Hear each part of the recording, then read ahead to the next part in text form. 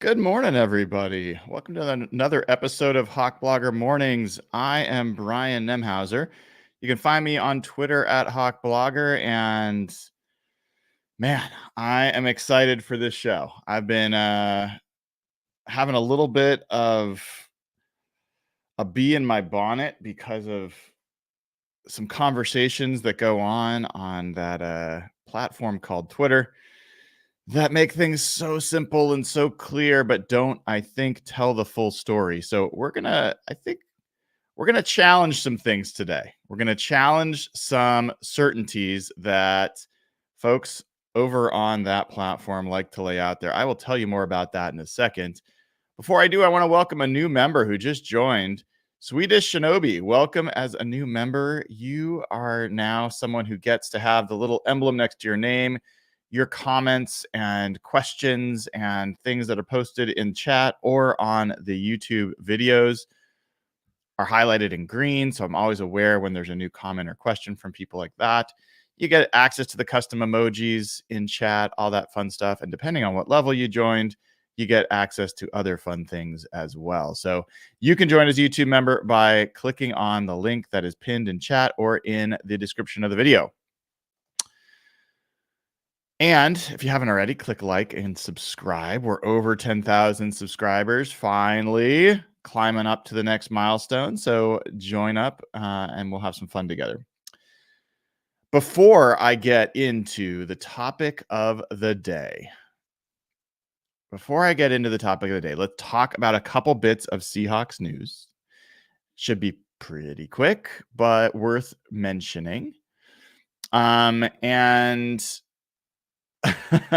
Swedish Shinobi says he's one of the cool kids now. That is absolutely true. The YouTube members and the patrons at patreon.com/hawkblogger are absolutely cool kids. And thank you to Pete Kimmel, who says, Brian, your content has been phenomenal lately. Really appreciate what you do and keep up the great work. Appreciate it, Pete, and thanks for the support. All right, so there was some news yesterday. Not major news, but news. The Seahawks signed Mike Jackson to a new deal. And why is this worth spending a few minutes on? Because you heard Brady Henderson has talked about this for a while, that one of the easy ways and predictable ways that the Seahawks would clear some cap space was by taking what was a restricted free agent tender for a couple of their guys and essentially changing that to what is really a vet minimum deal. And so Brady Henderson of ESPN reported yesterday, he has a league minimum base salary of $1.055 million, not guaranteed, and got $167,500 signing bonus. That drops his cap number from 3.116 to 1.222500, creating $1.89 million in cap space. So that helps the Seahawks on the cap situation. But let me go a little bit further because there's other moves to be made. And so I'm going to come back to Mr. Mike Jackson and the meaning of that. But there's another guy that is sitting there on an RFA tender. His name is John Radigan. He is due $2.985 million, or he's counting that much against the cap. I expect him to either be cut or to be re-signed in the same way that Mike Jackson was, to a vet minimum deal, and that will create additional cap space. There is the potential that they'll do something with Darrell Taylor, who has $3.136 million. We'll see on that. But those are a few of the places where we could see some cap shenanigans happen to create a little extra space. There may be some other, John Schneider has talked about some other contracts where they have some wiggle room to do what they did with Geno Smith, which was convert things to, a signing bonus and move things out. And it's not something the player has to even get involved in, or the agent, because it's already part of the contract language. So they just essentially have the option to do that when they want to, and the players, get some guaranteed money pushed up front and all that good stuff. So there's probably a couple other potential options, but with Byron Murphy having signed his deal, they needed to create some cap room. That is one piece of news. The other aspect of that news that's interesting is I was a little curious, was there a chance that Michael Jackson would turn it down? Would he say, no, you're going to have to release me, and that he would want to sign with another team? Because let's face it, the Seahawks have a glut of corner talent. Mike Jackson, even now, is in the last year of his deal with no guaranteed money, making the vet minimum, the same amount he'd get anywhere else if he were to sign.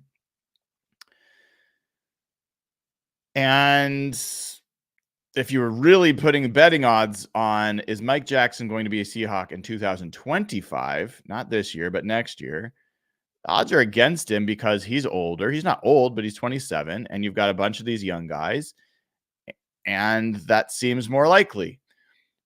Might make some sense for Mike to just pick the option to try to, get on another roster and start building a reputation somewhere else.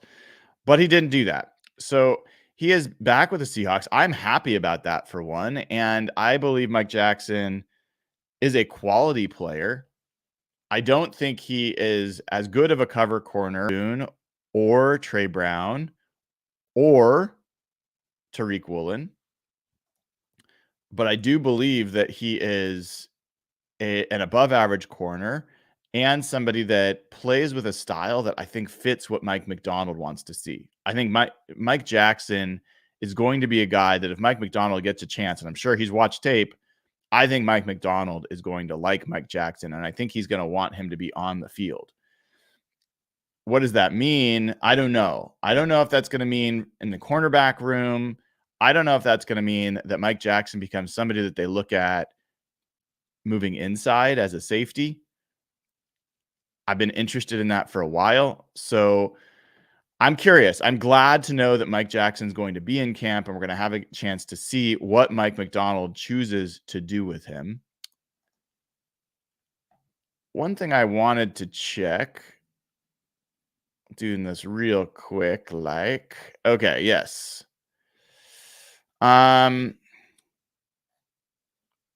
So you may not know this. As far as who was the best corner in the Seahawks locker room last year in terms of run defense, not the first thing we talk about when we talk about cornerbacks, but which cornerback was the best at defending the run in the Seahawks cornerback room? You might think Mike Jackson, but it's not. It was Devin Witherspoon. Devin Witherspoon, at least from a PFF grading perspective, ranked 14th among all NFL cornerbacks in run defense grade with a grade of 80. And then as you go down a little bit further, Mike Jackson is right around the same range as a guy like Trent McDuffie, L'Jarius Sneed, those guys. He had a 71.5 grade. Mike Jackson is a physical, quality, willing corner, and I believe that is going to factor more and more into how teams evaluate cornerbacks, because a lot of these offensive coordinators are targeting cornerbacks in their run game and making them tackle. And we saw that last year become a real issue for Tariq Woolen, who, by the way, had a run defense grade of 37.3. Trey Brown, he was the only one. Tariq Woolen was the only one of the Seahawks corners with a run defense grade below average. Devin Witherspoon was 80. Michael Jackson was 71.5. Trey Brown was 64.0. Those are all either respectable or very good grades. Tariq Woolen, 37.3. And this is what I think a lot of folks, when they talk about how bad his second year was, this is what they remember is his tackling. In case you're curious, that grade ranked 124th out of 132 qualifying corners in the NFL. And you better believe that that's something that's on the mind of Mike Macdonald. I think some of this is potentially due to him being hurt. Some of this is the way he is built got him hurt from trying to tackle. So I'm not convinced that a lot of people just said, oh, he's not willing or he's a soft player. I'm not convinced that's the case. I think when you slam that body type into NFL running backs, it breaks. And I think that's part of what we saw last year. And I think it affected his tackling. So I don't know. I'm curious to see how this plays out for Tariq Woolen. But I think importantly, Mike Jackson, I think could be part of the solution here. So we will see. But I wanted to cover on that real quick. The other smaller bit of news, Rashad Penny signs a deal with the Carolina Panthers. So he goes to an old Seahawks scout who is now the GM, and Dan Morgan. And we know that he had been visiting the Seahawks, but he is not going to re-sign with Seattle. And it always, in my mind, it didn't make a lot of sense for Seattle to get for Penny to join a team where, even though he was well thought of, he would clearly be behind at least two players on the depth chart, and maybe even three, depending on where things are with Kenny McIntosh and just wanting young guys to get reps. I think Penny's in a much better situation now and has a chance to get some real reps over in Carolina, and I wish him the best. All right. So that's the quick news I wanted to get to.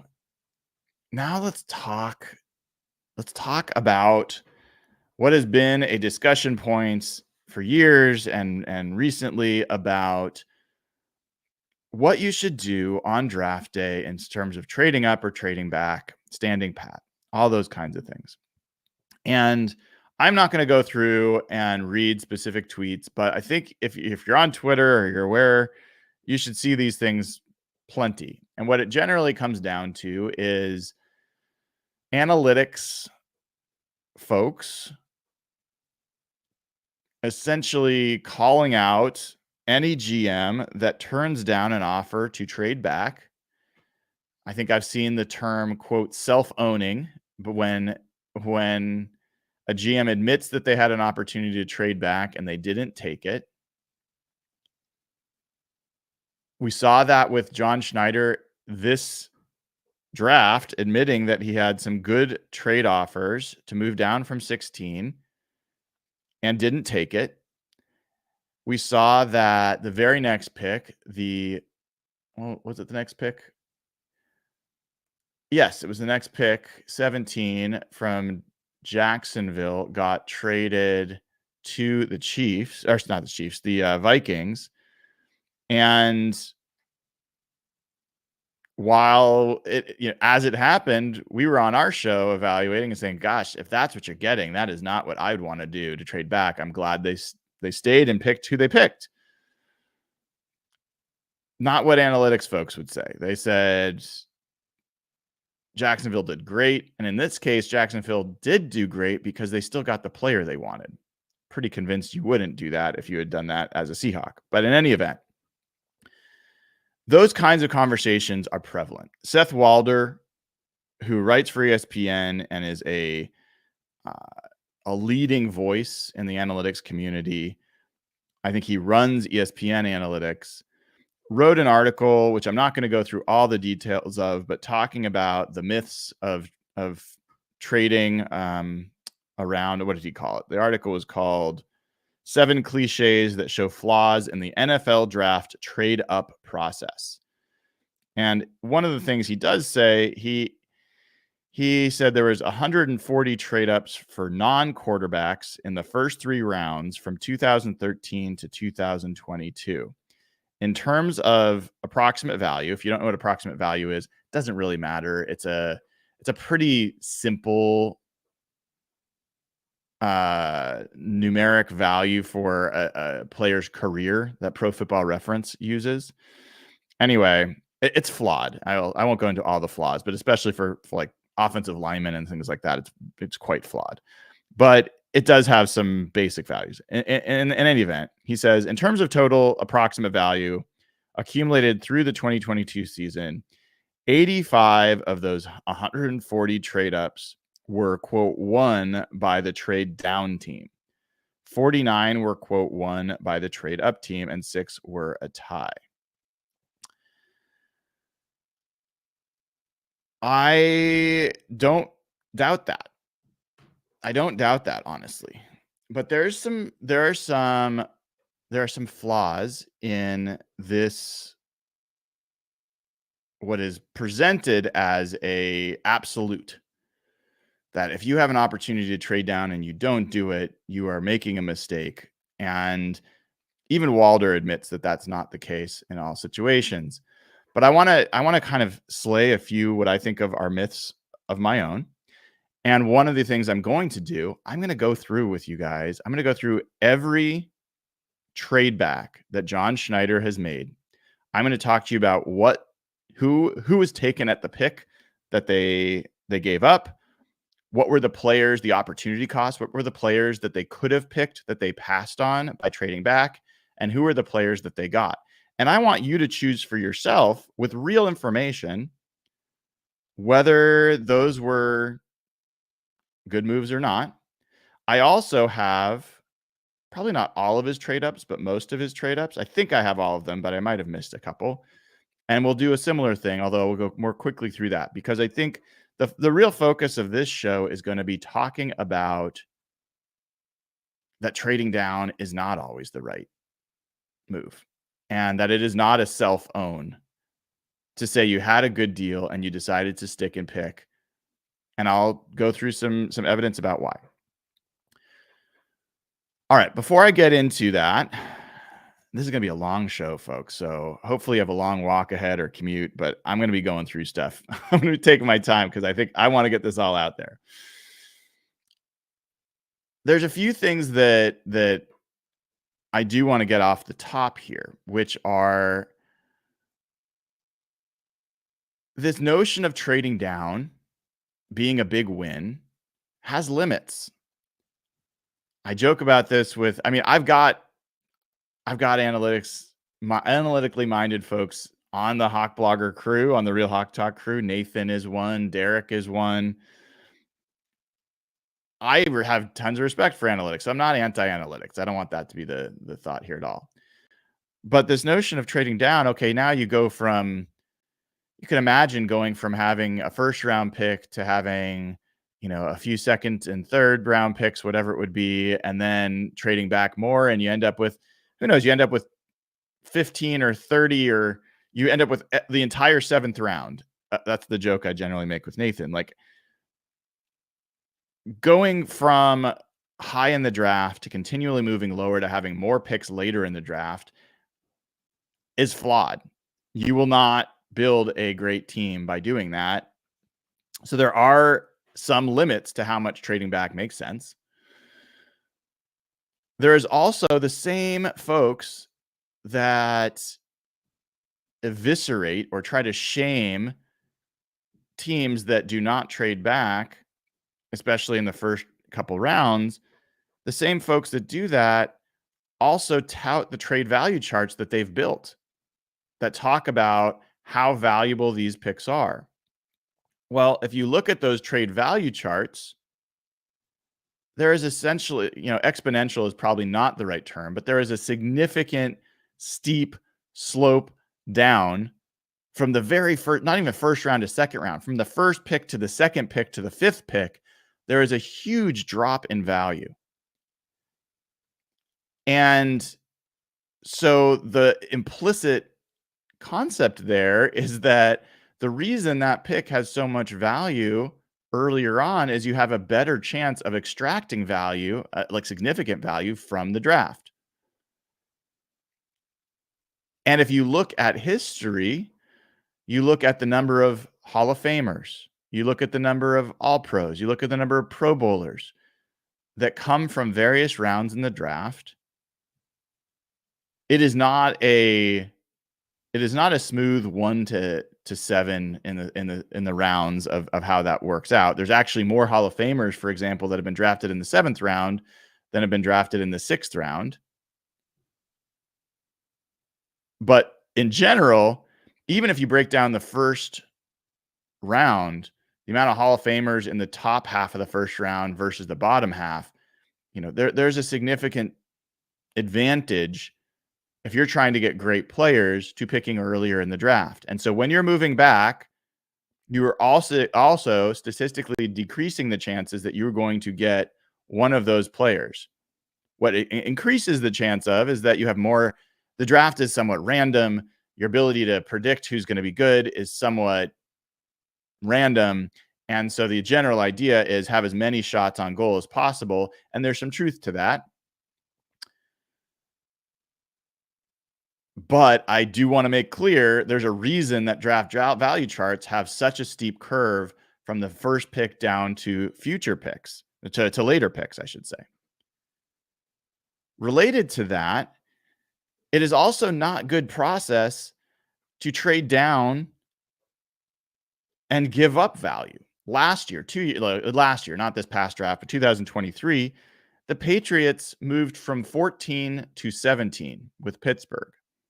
And the Patriots actually, I think they only got a 4th round pick in that deal. They gave up 98 points of value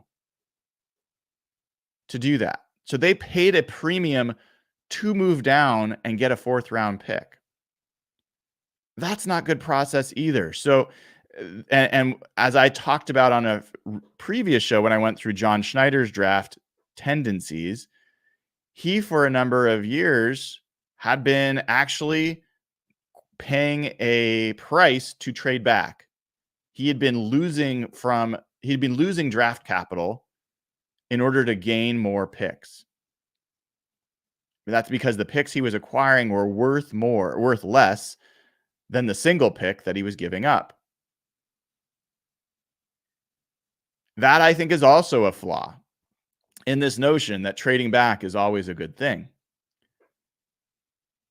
And in fact, if you look, as I just said with New England, recent history, there's been a number of teams. There have been more teams that have paid a premium to trade back, and they've lost draft capital in doing so, than there are examples of teams trading up. There's a couple prominent counters to that this draft. I think the Rams being the biggest one with what they paid to move up for Braden Fisk, who I hope is a terrible move. But in general, there's been a trend towards fewer teams wanting to trade up, and that allowing more teams who want to trade back, but they're having to then take lesser deals to move back. The other thing that I think, and this is where we're going to transition and talk about John Schneider's specific trades. The other thing that I want to get at here, anytime you're talking about analytics, what's one of the common counterpoints when you bring something up? You give up an example. They're going to say, well, that's a small sample size, right? Analytics, it gets better the more data it has. The larger the sample, the more predictive it is, the more certain, higher confidence you are, I should say, in the results.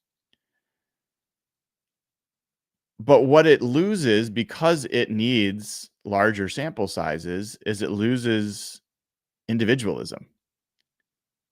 What do I mean by that? Well, not every general manager is the same. Not every scout is the same. Not all the information that teams have is the same. You could even say not even every doctor is the same that evaluates players. You might have different or better information. There's so many variables on the individual basis that gets lost. And they will say in general, well, yes, but if you look at in totality, this is the general truth that you're better off taking a trade back. Well, that might be true. But there's a reason that, my mom is not drafting for the Seattle Seahawks. There is a skill that is required to assess NFL players. And you can argue whether your GM is good or bad at that, but they got to where they got because they had some demonstrated excellence in that capability. And if they're still there, they've shown some sustained reason that they're good at it versus guys that don't. So saying that in totality, there's been a lot of these people that have traded up that have lost. I think it's more interesting to look at the individuals in some cases to say, well, are those GMs still around? Of the GMs that are there GMs that are better at trading up than others? Are there GMs that are worse at it? And how do GMs do in terms of trading back? So that's what we're going to do today. We're going to get into it now, talking about John Schneider. And we're going to go through every trade back that the Seahawks have made as best as I could find. If you find one that I've missed, let me know.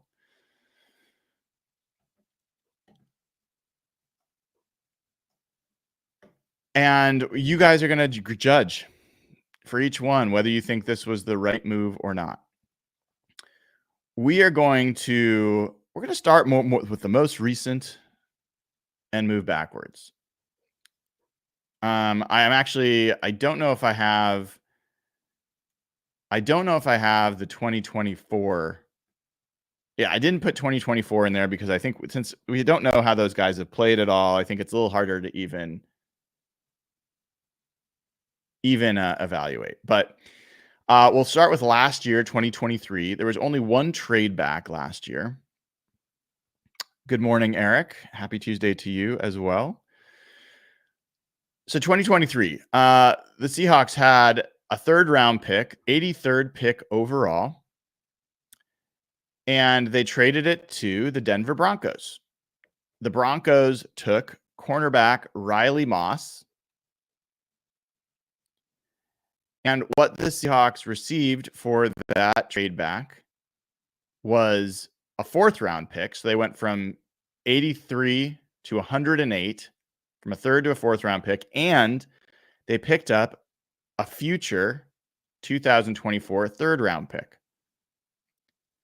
They took Anthony Bradford with the 4th round pick, and they took Christian Haynes with the 3rd round pick this year. I think that's from an outcome-based evaluation, which is always questionable, but worth acknowledging. I think that's a pretty good outcome. I do want to call out some of the opportunity cost. I'll do that for each of these. I look to say, are there any players that they passed on that they could have drafted? And would rather have that? They passed on linebacker Trenton Simpson, who went to Baltimore. They passed off safety Jair Brown. They passed off on Kobe Turner. They passed on Dorian Williams, linebacker, and they passed on a safety Jordan Battle, who went to the Bengals. I'm not saying all the players after 83, but I am talking about players between 83 and 108 that stuck out to me as guys that were potential high-value players. Now, you can't do the whole multiverse of possibilities, but the Seahawks drafting Trenton Simpson last year is a guy that we talked about on the draft show a lot. I think would have set them up in a far different and better situation than they are at linebacker right now. Jair Brown at safety is now starting for the 49ers and played reasonably well as a rookie. Kobe Turner was he I always get the two.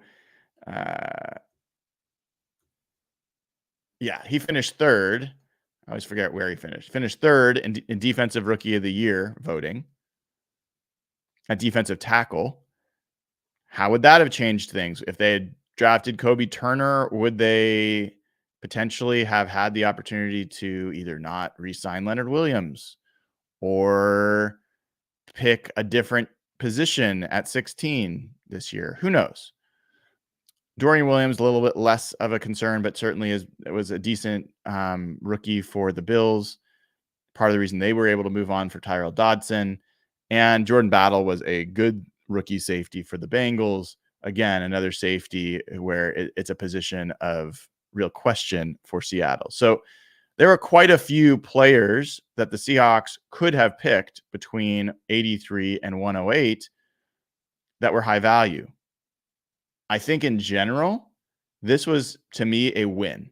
I think this is one where the outcome, if we're evaluating the outcome, coming out of there with Anthony Bradford and Christian Haynes, the third round pick for the future year was quite valuable. And I think that is a case that supports this notion of trading back is a better way to go. All right, let's keep going though. So let's just, for the sake of funsies, let's call that one win for trading back.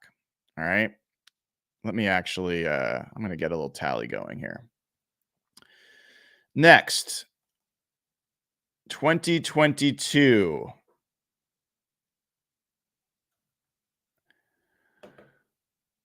Round 5, pick 145.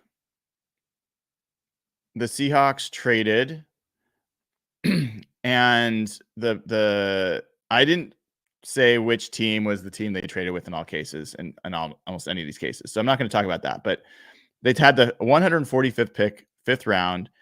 The player that was taken at that pick was a tackle named Darian Kennard. What the Seahawks got for that was a round 5 pick, 158. So they moved back 13 spots, and they got a round 7 pick, 233. They got for that Tyreek Smith, the edge player, and they got wide receiver Derek Young. Again, I would say in that case, that's a win. As far as players that they opportunity cost between 145 and 158, Khalil Shakir, the wide receiver for the Bills, was the only player that I thought was of interest in that range. So even though Tyreek Smith has not worked out, Derek Young had a decent rookie year. He missed a lot of last year. It's not a massive win, but I don't know that. I think that the value the Seahawks got there would be another reason why the trade back made sense. You might be saying, gosh, Brian, I thought you said this was going to be a case against it. Well, just hold on. We'll talk through this. I'm not going to hide results. I'm going to tell you exactly what I found, and we'll talk about it together. Third trade, 2021, the Seahawks had a 4th round pick 129. The player taken at 129 was wide receiver Jalen Darden. Don't know. Never heard of him. The picks that the Seahawks got back were 137 in round 4. So they moved back 8 spots, and they got a round 6 pick, 217. Who did they get? They got Trey Brown with pick 137, and they traded that round 6 pick to move up.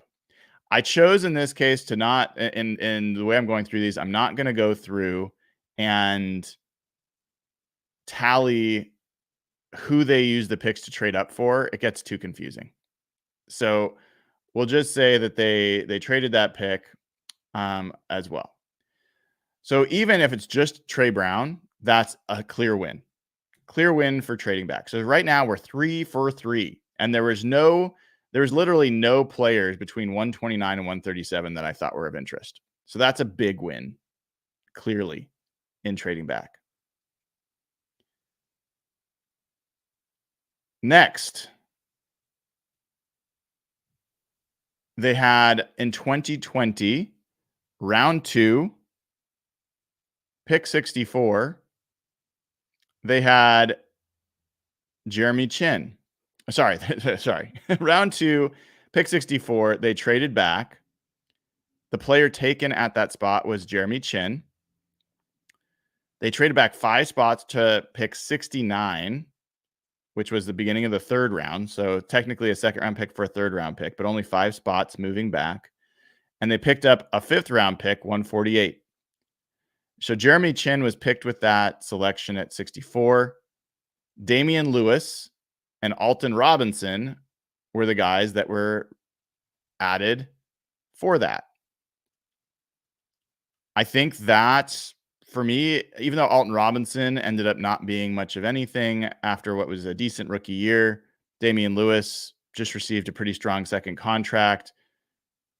Jeremy Chin's not a bad player, but I think that's a fourth win in a row. So we're starting out 4 for 4 where trade backs worked. Fine. Let's keep going. 2019, round 1, pick 21. So this is getting higher. This is where, and we'll kind of make note of this as we kind of go back and recap where these picks were. So these were previously a 3rd round pick, a 5th round pick, a 4th round pick, a 2nd round pick. Now a 1st round pick, pick 21 overall. The Seahawks traded with the Packers, who selected Darnell Savage, defensive back. And they traded back to get pick 30. So they moved back 9 spots. And then they got 2 4th round picks for doing that. Pick 114 and pick 118. We're going to keep going because this is a chain, a little bit of a chain of movebacks that they did in 2019. So they started with the 21st overall pick. They ended up then getting the 30th pick and 2 4th round picks. They traded the 30th pick and both 4th round picks. Okay. The guys that they passed on between 21 and 30, forget Darnell Savage, who is a good player. They passed on Hollywood Brown, Marquise Brown, wide receiver. They passed on Montez Sweat, who was traded to the Bears, signed a massive deal. They passed on Josh Jacobs. If you like running backs, that's one of them. So they passed on 4 very good players. That was their opportunity cost. And then they traded all the picks they got in return. For me, this is a loss. And it's a pretty clear loss. We'll talk about the continued move down. All right. So remember, they started at 21. And this is a good example of this notion of, hey, if you're later in the first round and you can pick up more picks, that's the best way to do it. Just they kept doing it. Pick 30, and they traded that to the Giants for pick 37 plus a 4th round pick, 132, and a 5th round pick 142. So at this point, they had turned the 21st pick into moving out of the first round entirely to pick 37, plus they had added 3 4th round picks and a 5th round pick. Well, what did they do for the picks they got for pick number 30? Well, that 37th pick overall, they traded back again. We're going to talk about that trade in a second. But then with the 4th round picks they got in this deal, they drafted Ugo Amadi and Ben Burkervin. Okay. So at pick 30, the Giants picked DeAndre Baker, who is a good defensive back. And then the opportunity cost, the players that they passed on between 30 and 37, Caleb McGarry, Byron Murphy, the cornerback, and Deebo Samuel. This is a massive loss. A massive loss. And it is a perfect example of the flaw of trade back philosophy. But still, that's just 2 losses compared to 4 wins. Let's keep going because they weren't done either. They didn't pick. They traded that 37th pick. So they went from 21 and they ultimately used pick 47. So they literally traded down from 21 in the first round to 47 in the second round. And they just kept accumulating picks.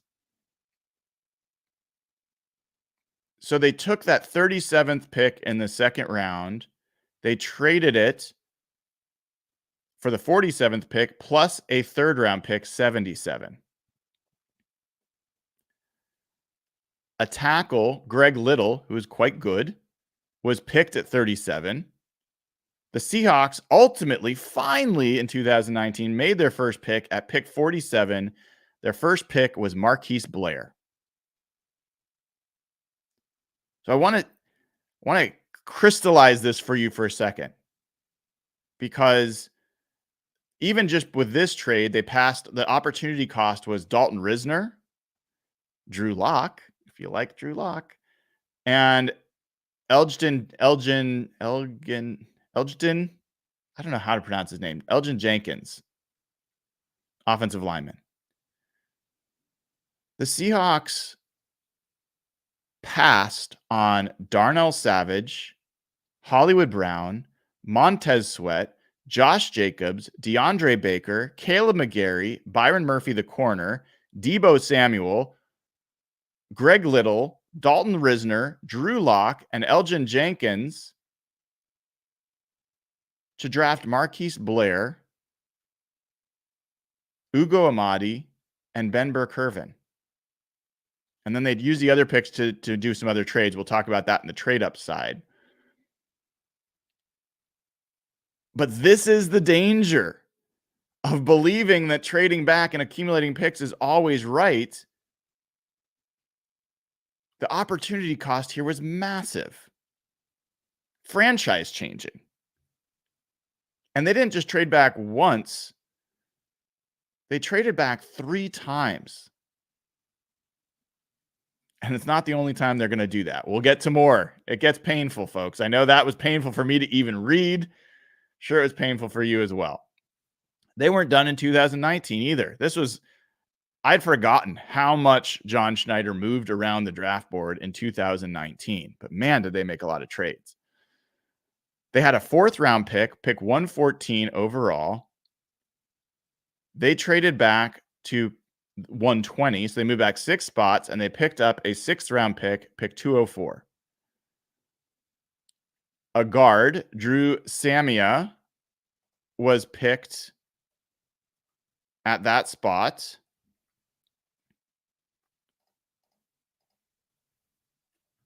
And oops, let me just check something real quick.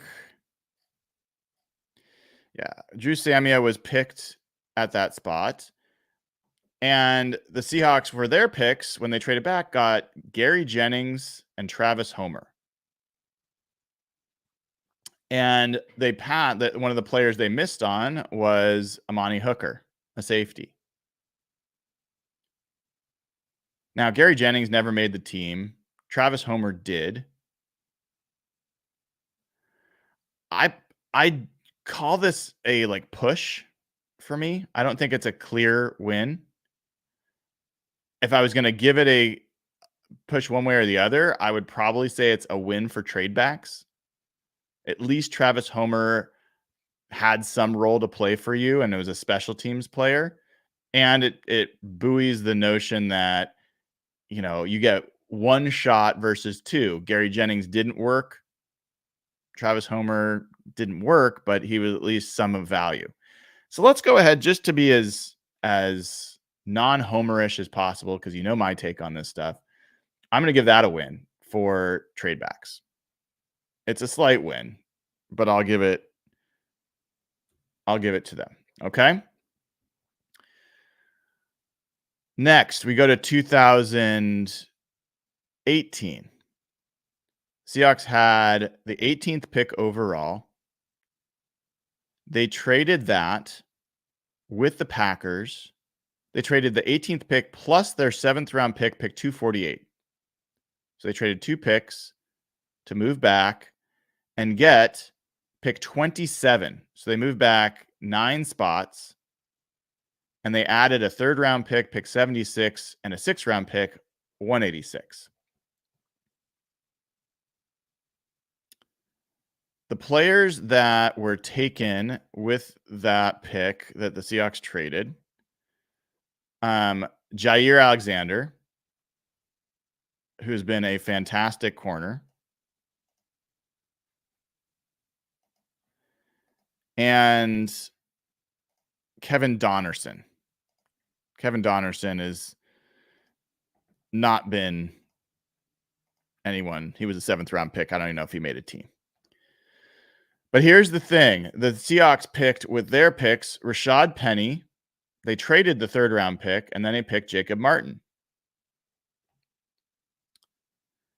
But what they passed on Jair Alexander, Leighton Vander Esch, Frank Ragnow, Billy Price, offensive lineman, Isaiah Wynn, a guard, DJ Moore, the receiver, Hayden Hurst, the tight end, and Calvin Ridley, the wide receiver. They passed on Pro Bowl and All-Pro level players at multiple positions to pick Rashad Penny. And they got Jacob Martin, who is a decent player. But both of those guys are guys that's what happens with these things. A lot of times is you get decent guys, but not difference makers. And so you moved from the 18th pick to the back of the first round. And this one I think is a really good case study for this notion that the Seahawks should have traded back from 16 this year into the 20s and taken, like what the Jags did. Sure, you would have added some capital, but you could be passing on the players that are the differences between you being a relevant team and an irrelevant team. So the opportunity cost here was huge for the Seahawks making that move. And they traded, by the way, I said they got they got the 27th pick, the 76th pick, and the 186th pick. They traded the third round pick. So the two players they got directly for this move were Rashad Penny and Jacob Martin. So this one is a loss. I think it's a pretty clear loss in this case. All right. Another 2018 move. They had the 76th pick in the third round. We talked about this. This is the one I just mentioned. So they took that pick that they got from the Packers and they traded it back again. They went from 76 to 79.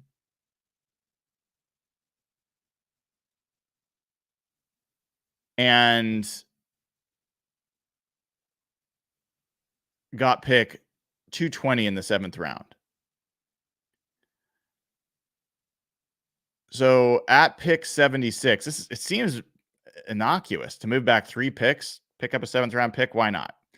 Well, Mason Rudolph was the player picked at 76. You can debate whether that's how much value that is, but he's started games at quarterback in the NFL as recently as last year, as recently in Seattle last year.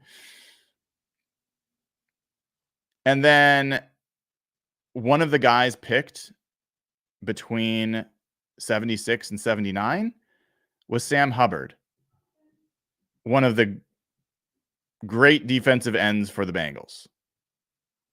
And who did the Seahawks pick? They picked Rasheem Green and Alex Magoo. Would you rather have Sam Hubbard or Rasheem Green? There's no guarantee the Seahawks would have taken Sam Hubbard, but that's an opportunity cost there.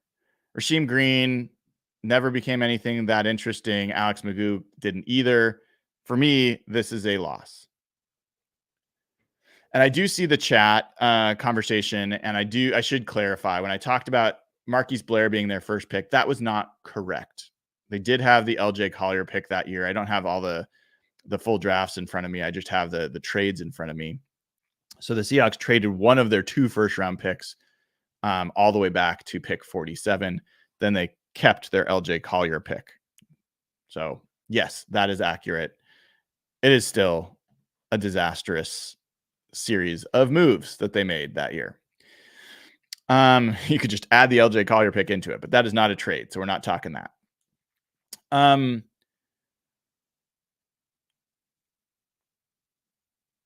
So Hubbard plays defensive end, and he is on the Bengals. He absolutely destroyed us last year in Cincinnati, as it happens. All right, so let's keep going. So if you've lost track, right now they start out with 4 wins for trading back. We have now 5 losses and one that is pretty even that I give a little bit of an edge to a win. So, roughly speaking, we're about 50-50 so far. Now 2017. Round 1, pick 26. Seahawks trade that to Atlanta for pick 31, a third round pick, pick 95, and a seventh round pick, pick 249. The player that the Falcons selected was Takk McKinley. The players that were picked in between when the Seahawks had picked at 26, could have picked 26, and when their new pick at 31 would have been Tre'Davious White, the corner, David Njoku, the tight end, and TJ Watt. Who did the Seahawks get for that trade? Well, they traded back the 31st pick. We're going to talk about the opportunity cost keeps going up. And who did they get?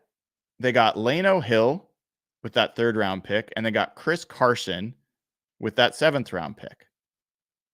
Chris Carson was a great seventh round pick.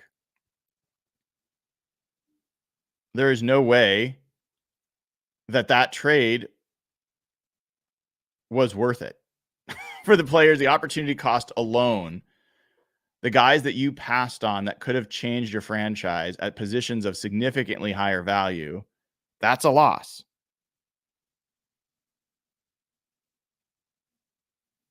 Let's talk about what they did with pick 31, which they got in that trade. Well, they weren't done. They took pick 31. They traded back to pick 34 with the 49ers. And they got a pick in the fourth round, pick 111. Reuben Foster, the linebacker, was picked at 31. And the Seahawks passed on the chance by trading back. The opportunity cost was Ryan Ramczyk, Pro Bowl level right tackle, Kevin King, corner, who never was great, but was a starter. And who did the Seahawks get? Well, they traded again, that 34th pick. We'll talk about that. And then with the additional fourth round pick they got, they picked Tedrick Thompson. So again, this is a loss. This didn't work out for the Seahawks. And the players they could have picked, the opportunity cost was significantly higher.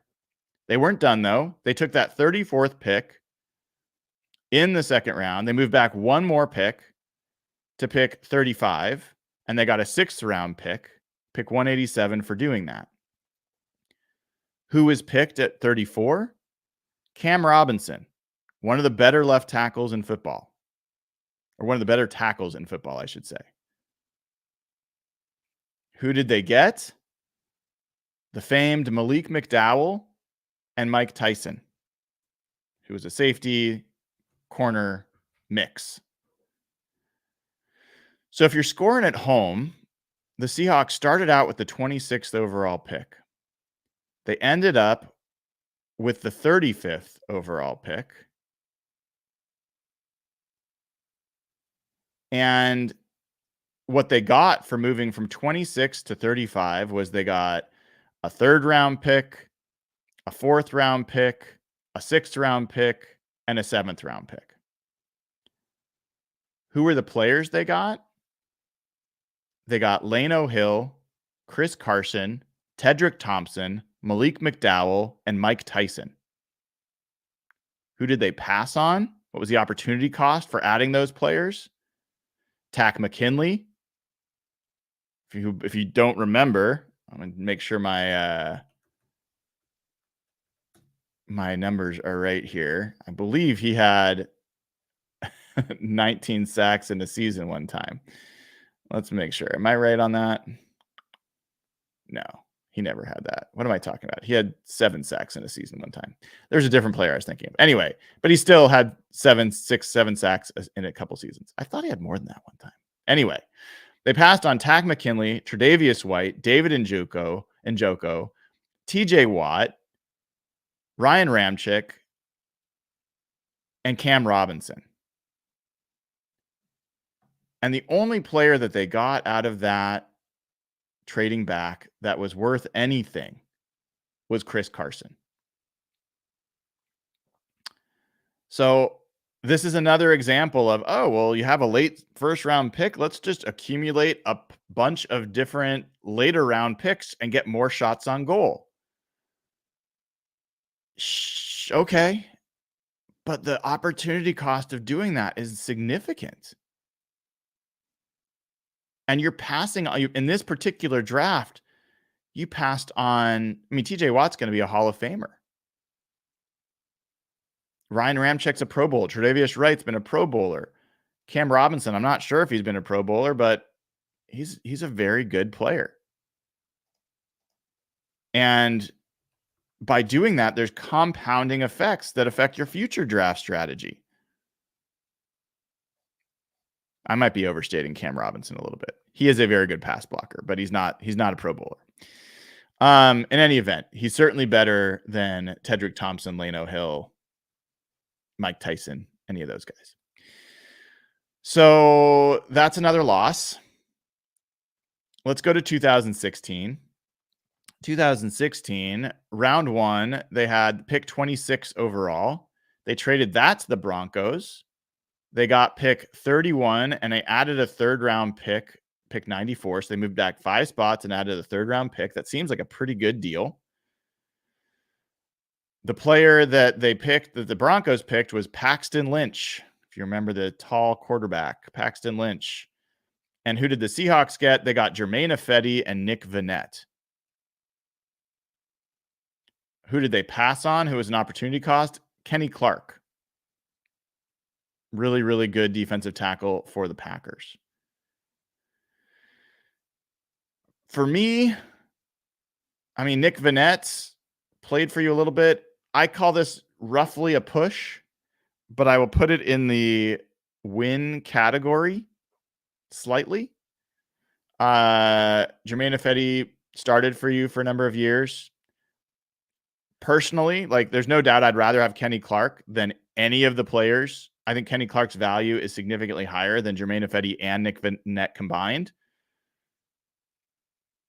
But you move back 5 spots, you got a couple players.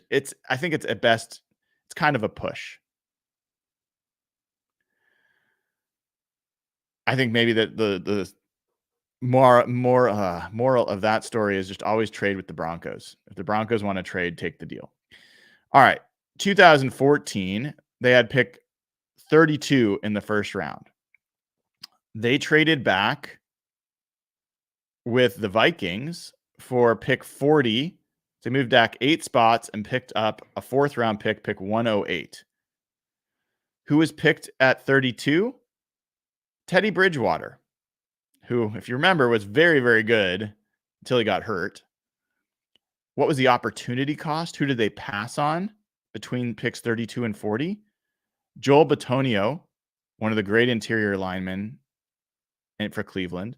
Derek Carr, another quarterback who had some pretty good years. Marquise Lee, the wide receiver. Who did they take? Well, they traded that pick 40. Again, this was another situation where they moved back multiple times. And with the 4th round pick they picked up, they added Cassius Marsh. I think this is an important part of this story, guys, is when they're making these trades to add these extra 3rd, extra 4th, extra 6th, extra 5th round picks. You're talking about guys like Cassius Marsh and Nick Vannett and Tedrick Thompson and Ugo Amadi and Ben Burke-Irvin and Travis Homer, Gary Jennings. Like, these are not guys that are difference makers. And just because you have more picks later in the draft, again, remember that the exponential change in draft value as you go down, because your chances of finding a great player go down. I think that's part of the lesson here is, are you really sure you want to pass on some of these other guys to basically add Cassius Marsh? I don't think so. I liked Cassius Marsh, by the way, but not in general. So what did they do with that pick 40, which they got in that trade? They traded down again. They traded actually pick 40 plus pick 146, their 5th round pick, To move down 5 spots, they added a 4th round pick, pick 111, and a 7th round pick, pick 227. So who was picked at pick 40? Kyle Van Noy was picked at pick 40. A player picked between 40 and 45 was safety LaMarcus Joyner, who was pretty good. Who did they pick at pick 45? They picked Paul Richardson, the receiver. They traded that 4th round pick that they got. And then the 7th round pick was Kiero Small. So for me, again, if the other ones I'm calling a slight maybe win for trading down, I'm calling this at least a slight loss. Kyle Van Noy, LaMarcus Joyner, the opportunity cost was higher. And what you added for making that trade, I think, was not worth it.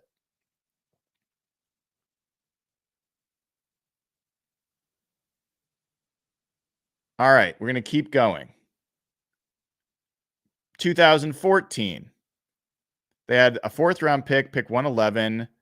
They traded back quite a few spots, 12 spots to 123, and they added only a 6th round pick for doing so, pick 199.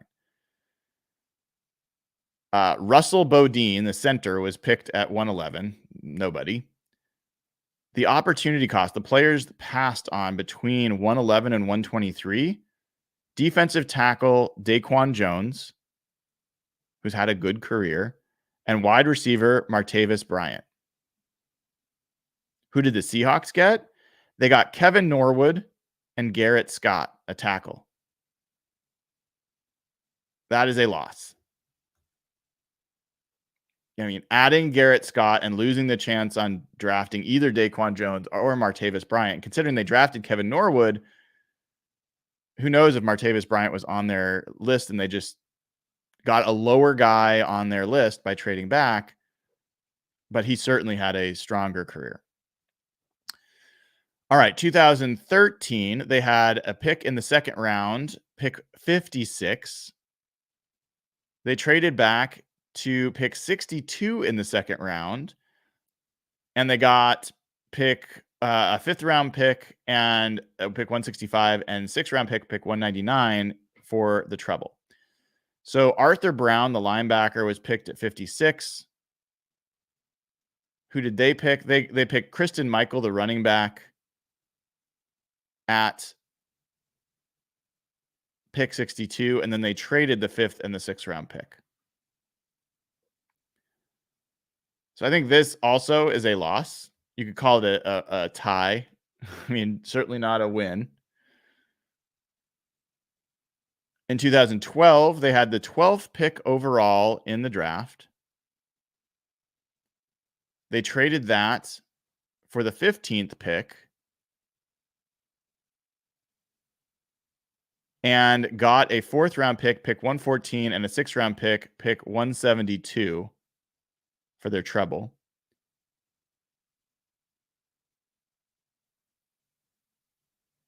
The Eagles picked Fletcher Cox with the 12th overall pick. Maybe a Hall of Famer. He's certainly borderline. The Seahawks got Bruce Irvin, Jay Howard, and Jeremy Lane. I mean, this one is an interesting one. In some ways, this is a good test of your draft philosophy. Jeremy Lane played a key role on Super Bowl teams as a 6th round pick. Jay Howard never made the team because they were so stacked that they couldn't keep him. He went and played for the Chiefs for a little while. Was a decent player for the Chiefs. And Bruce Irvin was a multi-year starter, never a Pro Bowler, and never the player you intended him to be. They thought he was going to be a great edge rusher. He never turned into that. So Bruce, do you think, here's how to ask this question. If the Seahawks had offered Bruce Irvin and Jeremy Lane in their prime for Fletcher Cox, would the Eagles have taken that deal? Vice versa, if the Seahawks had Fletcher Cox, would they have traded him for Bruce Irvin and Jeremy Lane? I don't think they would. Why? Because Fletcher Cox was a dominant player. Neither of the other guys were dominant players. They were, at best, B-level players. As much as I liked Bruce Irvin and continued to like Bruce Irvin, love Bruce Irvin, the Seahawks passed on what ended up being one of the best players in the league. So for me, I mark this as a loss. We can debate that. You tell me what you think, but I mark that as a loss.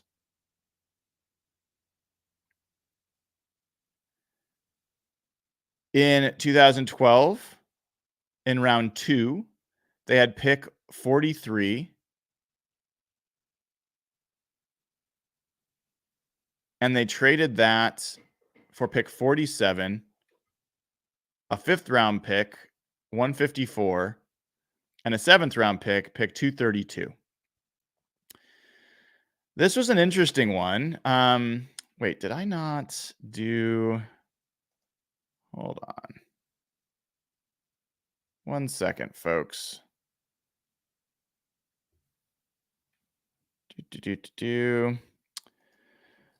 I think I missed something on these last couple. Let me just double check. 2012 draft. By the way, Michael Brockers was another guy that they passed on. I don't think he's as notable.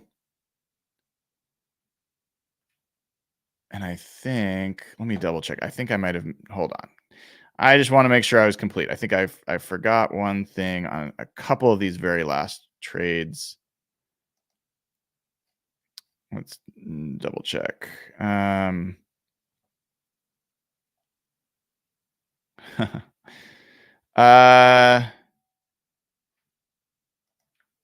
Yeah. So I forgot a couple of the opportunity cost guys in the Kristen Michael trade. Robert Alford, DJ Swearinger were opportunity costs. Eddie Lacy, even though we got him later, he was a guy they could have had. And then getting back to where we currently are. So the 2012 draft, we had just talked about, they traded pick 43. And if I remember right, they just moved back. Right. They just moved back 4 picks. But this one was memorable to me because they passed on Michael Kendricks,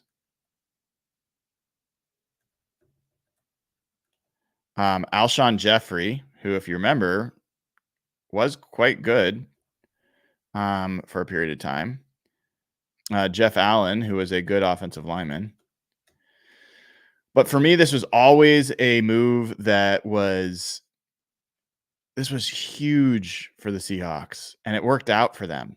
But I am 98%, maybe 99% convinced the Seahawks had both Michael Kendricks and Bobby Wagner on their board at linebacker. They needed a Mike linebacker. So I think the pick was always going to be one of those two guys. And the thing I think Michael Kendricks was higher on their board. So the reason they made this trade back is because they were convinced that one of those two guys was going to be available. And I think they also were pretty hopeful that both of those guys would still be available in this trade back. And John Schneider was initially, you could see it if you watch that press conference after, he was disappointed that Michael Kendricks went. There was an upset between, when they traded back. And they ended up with Bobby Wagner. And so this is a fateful, untold story, I think, that the Seahawks traded back here 4 picks from 43 in the second round to 47. They added a 5th round pick, 154, and a 7th round pick, 232. If they hadn't made that deal, I think Michael Kendricks would have been a Seahawk. He was not a bad linebacker, but he sure was not Bobby Wagner. But they ended up with, instead, Stephen Hill was the receiver who was picked. The Seahawks ended up with Bobby Wagner, Corey Toomer, the linebacker, and Greg Scruggs, the defensive tackle. This is an absolute win for the trade back. And Greg Scruggs was a forgotten, underrated part of that LOB era. He had some really pivotal plays, decent pass rusher, decent run defender, like just a good rotational guy in the 7th round. Good example of like a good 7th round pick. Corey Toomer had some potential at linebacker, but never, he was a decent special teamer, but was not great. But when you get Bobby Wagner and Greg Scruggs, absolute clear win for trading back. All right, last one. They had in 2011, they had pick, they had pick, I've got to find it here in the draft. They had picked 57, and they traded back all the way to 75. All right. So they moved from 57 to 75. And they also traded picks 157 in the 5th round and 209 in the 7th round. It's a complicated trade, so I don't expect you to keep up with all of this, but they got pick 75, so they moved back. They added a 4th round pick and moved up in the 5th round. They essentially added a 4th round pick. They moved up a bunch of spots in the 5th round, or a few spots in the 5th round, and they moved up a few spots in the 7th round. So the players that were picked with their picks in 2011 were Michael LaShore, Doug Hogue, and Johnny Colbreth. I'll go into the opportunity cost in a second. It's going to take me a while because for some reason, I did not do that ahead of time. And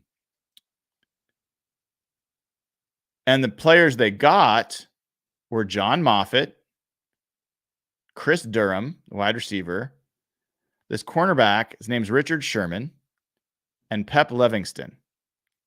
Almost doesn't matter who the opportunity cost guys are at this point, but let me go through and take a quick look. Randall Cobb, passed on Randall Cobb. I think this is one of the sneakiest draft trades that people don't remember. I didn't remember this. They passed on Justin Houston. They passed on DeMarco Murray, the running back.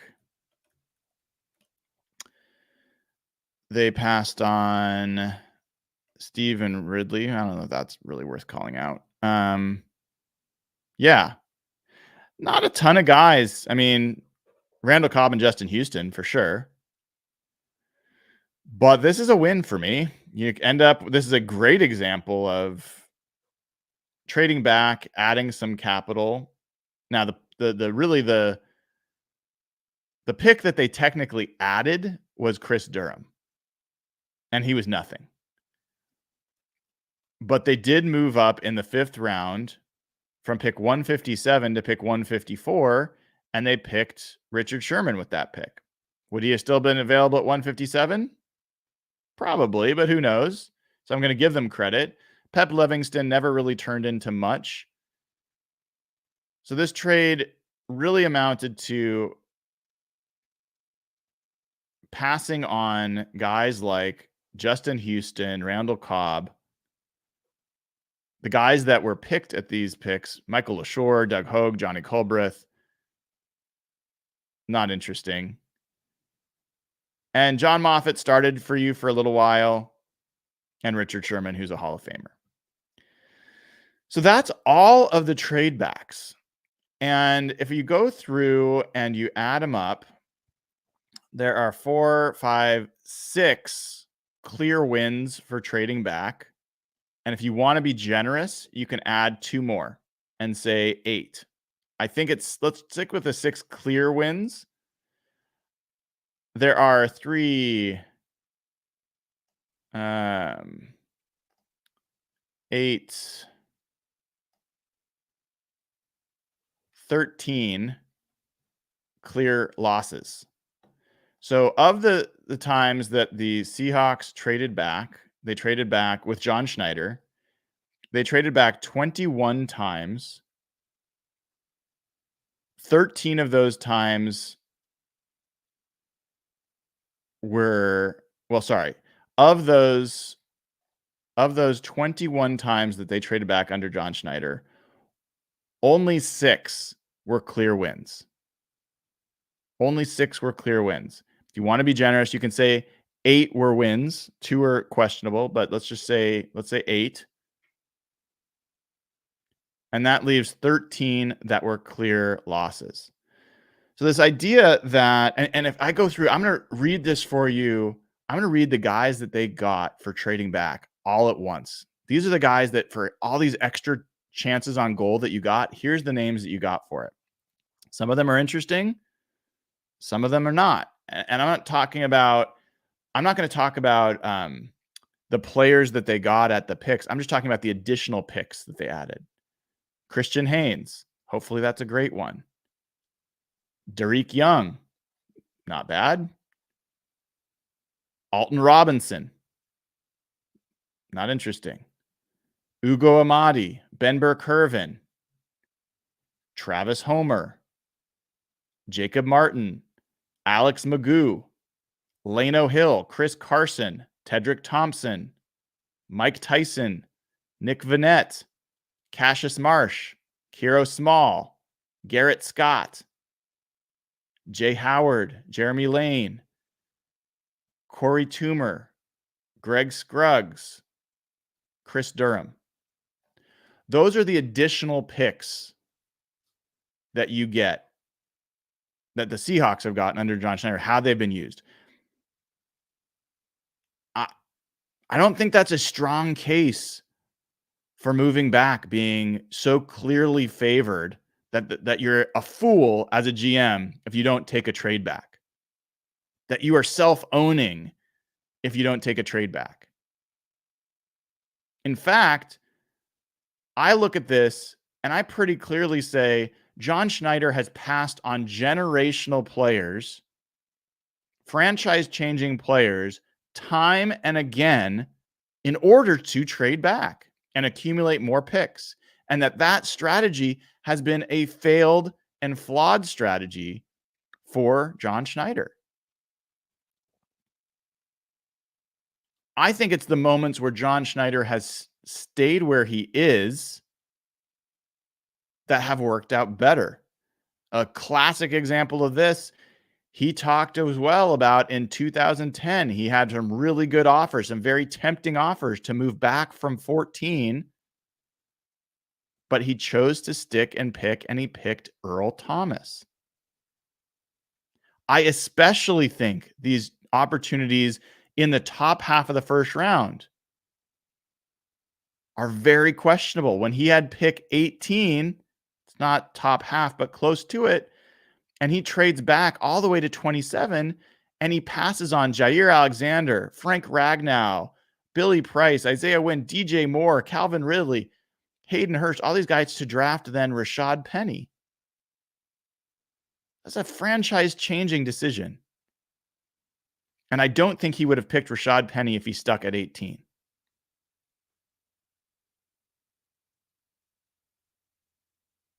So I want to really just attack this notion that it's just obvious. You're an idiot. You're not smart enough if you think that the teams shouldn't trade back. We have a super chat here from Garth Knight. Before I'm going to talk about some trade ups. I think that's an interesting footnote to this that might surprise you, because the alternate side of this story is that trading up is always bad. That's pretty stupid. We'll talk about that in a second. Garth Knight says the obvious elephant in the room is Pete is in all this, as other chatters have mentioned, JS can truly, all caps, truly be judged over last 3 drafts allegedly. We'll find out. We'll find out. In any event, John Schneider was the one making these deals. I guarantee you, Pete Carroll had nothing to do with evaluating the trade offers or coming up with the trade offers. That was all the personnel department. So John Schneider made these moves ultimately, even if Pete Carroll was part of the driving force. All right, let's talk about trade ups. This is going to take much less time. I'm only going to do, there are 9 examples of trade ups. I just thought this was interesting. I didn't do this with all of the items, but let's just take a look. The Seahawks in 2018 had pick 156 in the 5th round, and they traded up to pick 149.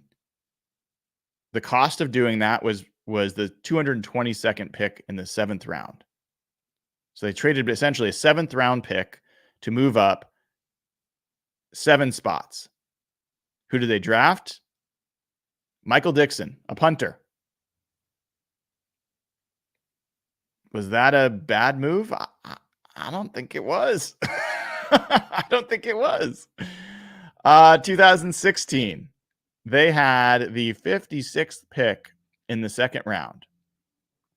They traded a 4th round pick 124, to get Jaron Reed and at pick 49. So they gave up pick 124 in the 4th round. Who was drafted at pick 124? Deion Bush, a safety. And, you can look all the guys drafted after Deion Bush. I mean, Blake Martinez was kind of decent. Dak Prescott. I don't know that they were going to draft a quarterback at that point, but they moved up. They got Jaron Reed. Jaron Reed has worked out. So again, that's 2 players that they traded up for. And part of what Seth Walder talked about as a flaw or a failed kind of, what did he call it? I should go back and say his exact words. He called it 7 cliches that are flawed. Is that trading up for your guy is a mistake? Well, because a lot of times you trade up and you don't have the right guy. Well, they hit on Michael Dixon. They hit on Jaron Reed. Next one, 2016. They traded a 2017 4th round, so a future 4th round pick and a 7th round pick to move and get pick 147 in the 5th round. And they drafted Quentin Jefferson. Let's see who was drafted at let's see who was drafted with that 5th round or that 4th round pick in 2017.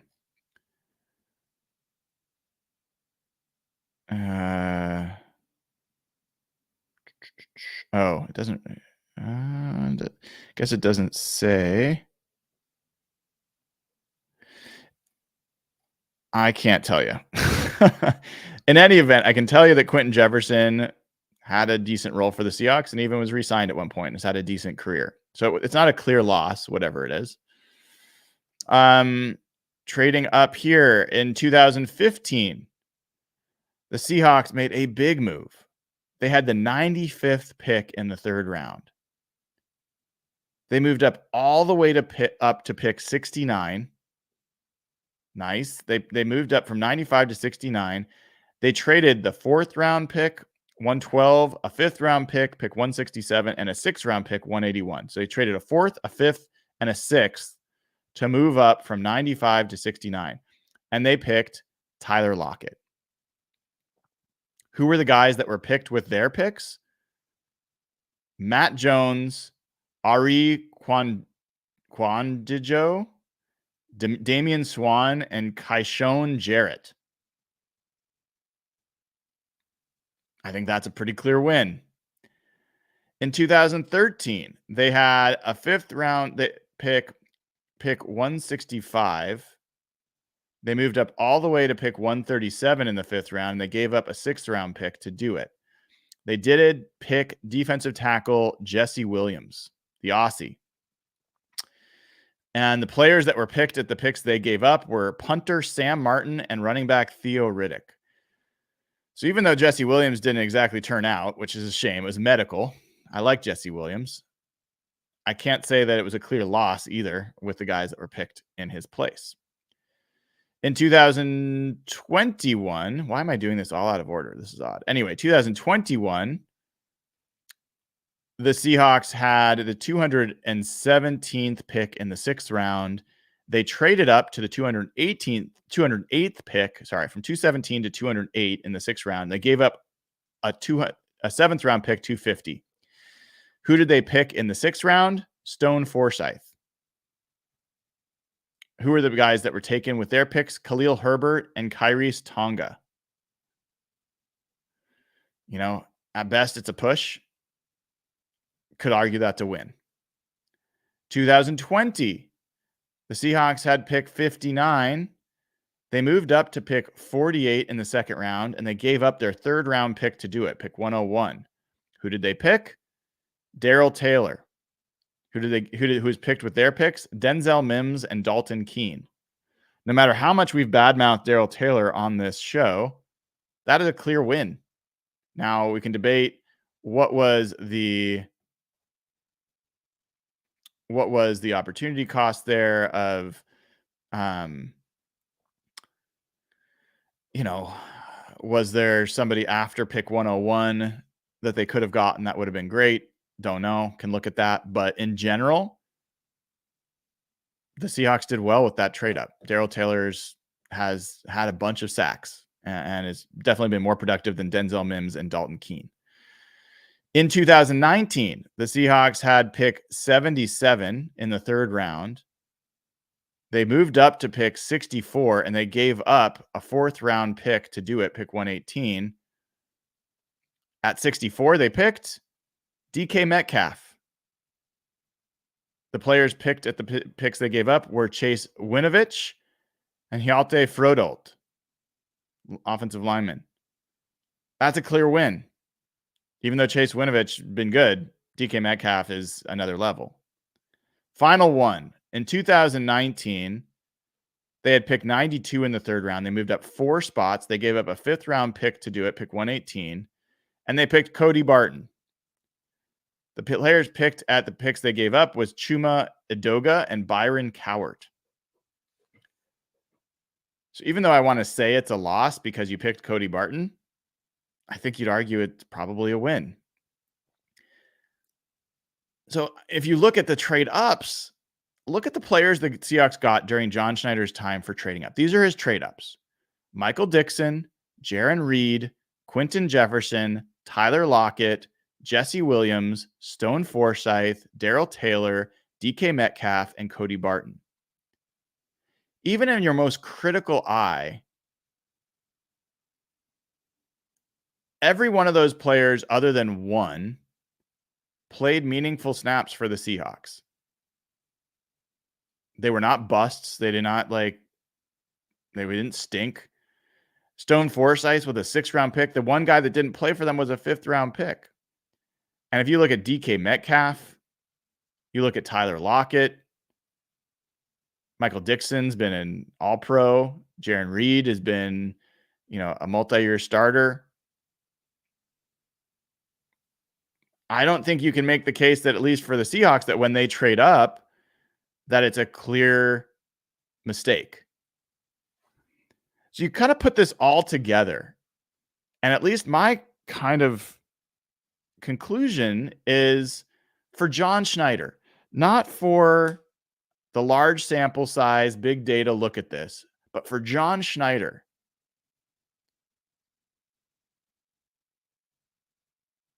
when he trades back, generally speaking, it does not work out. It has not worked out for him. He has not added significant value by doing it. And when John Schneider trades up, when he has a player that he wants to go get, the majority of time, that's going to work out pretty well. So what does that tell us about this year's draft? Don't know. They had one trade back this year, right? And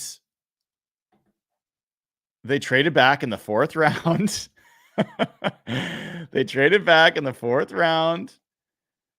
And they passed on some players we've talked about, and they drafted Tyrese Knight, Nehemiah Pritchett, the corner, and Satoa Laumea. Is that going to end up being a good trade? We'll find out. I think the other one to watch, obviously, is Christian Haynes. That was one of the trade backs from last year, essentially, when they traded out of the 3rd round, or they traded a pick and got a future 3rd round pick from the Broncos. Let's hope that that's a great one.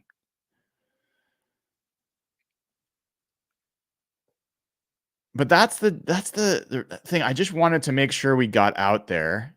I don't know. Maybe everyone's like, God, this is so boring, man. Oh my God, the minutia. Well, I care about this stuff because I think if you look at the details, you start to see through the quick tweets out there and the quick takes. And I also feel like there's so many guys that get shouted down on Twitter if you have a take that big math and analytics does not support. And the reality is, for John Schneider, trade backs have not worked. In general, they have not worked out well. And trade ups, in general, have worked well. What does that say about John Schneider's ability to evaluate players? I think it says good things in the sense that when he identifies a guy he wants, those guys have generally been good players throughout the draft. Those trades, the trade ups were all the way from like the 2nd round to the 6th round. I think I didn't include some things in there. Like I think the John Ursua trade isn't in there. He's another guy they probably traded a future pick for. But anyway, in any event, I just think that we need to be careful with generalizing about how you move around the draft board. And I will just say, if anything else, what this does for me is it just quadruples my confidence that the Seahawks made the right move to stick at 16, to pick Byron Murphy, and to not take a trade that would have had them picking in the middle 20s and getting who knows what. Cooper DeJean was a likely outcome there. And then who else they would get a little bit later on in the 3rd round. I mean, I think that those trades, more often than not, are not the right move for the Seahawks. Whether it's the right move overall, whether there's some dumb GMs that will trade you crazy things and it's worth, that's another topic. But that's kind of the big take I wanted to share, and some of the research I did, and why I'm pretty dang happy with the way that John Schneider handled the top of the draft this year. All right, everybody. I am going to likely, unless I get a guest panning out, I likely am going to talk undrafted free agents tomorrow. We have not done an undrafted free agents show. We're going to spend some time going through, hearing what people say about some of the players that the Seahawks have as undrafted free agents, see if we can find some evals, some places, learn about these guys together, start to build a little bit of awareness as the team continues in their off season. Do have a super chat here from Garth Knights. Thank you. Says, Brian, you have given me a top 3 Tuesday in my life between the hours of 7 to 9 a.m. Generalizing is not good. That's funny. Eric Kinneman says, great conversation today. Thanks for the research. Appreciate you, Eric. Appreciate everyone that is joining, listening, liking, and subscribing. We're over 10,000 subscribers. Let's keep growing, getting to know each other in the chat. I love that everyone in the chat's getting to know each other as well, building a good community. And you can be a YouTube member as well. The link is in the chat pinned there. It's also in the description of the video. And you can get the audio version of this podcast at patreon.com/hawkblogger. That gets you all of the non-Real Hawk Talk pods, the audio version. So all the emergency pods, which when they release the schedule, which is coming up sometime soon, that'll be an emergency pod. Audio version will only be for patrons. Patreon.com/hawkbloggers where to get it. You also get access to the Slack channel for being a patron and a bunch of other good stuff. So please go ahead and support the show that way. And if nothing else, click like, click subscribe, give us a 5-star review. If you're going to do 4-star or less, just save it. Tell me privately. Give us a 5-star review or wherever you get your podcasts. Appreciate it. And by the way, patrons can now get the patron-only podcasts on Spotify. So even though it is for subscribers only, you can get it on Spotify. All right, folks. Thank you for being with me this morning. I am Brian Nemhauser. This has been another edition of Hawk Blogger Mornings.